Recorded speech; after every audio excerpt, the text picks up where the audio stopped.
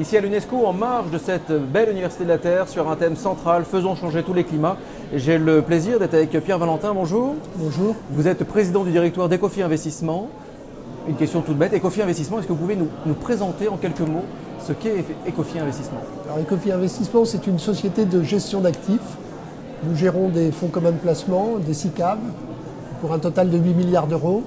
Et nous les proposons à des particuliers ou à des investisseurs professionnels.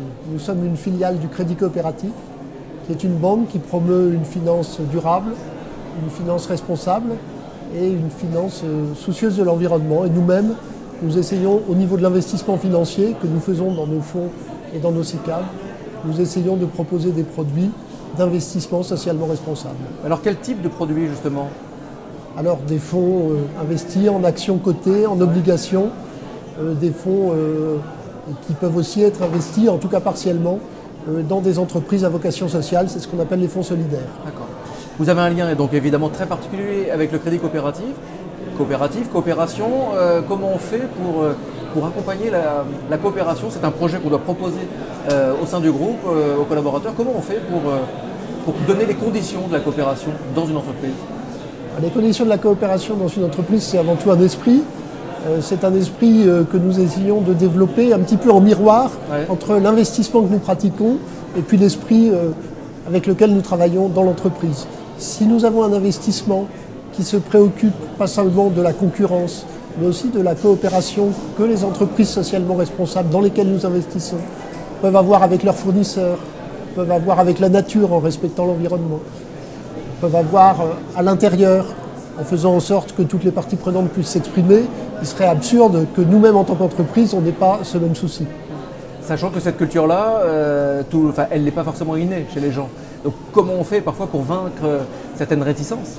On le fait essentiellement par l'exemple, on le fait aussi par la formation, et on le fait enfin en leur faisant prendre conscience du fait qu'ils sont eux-mêmes dans un groupe qui est un groupe coopératif, donc un groupe dans lequel l'ADN en quelque sorte est fondé sur cette idée que tout ne repose pas sur la concurrence acharnée.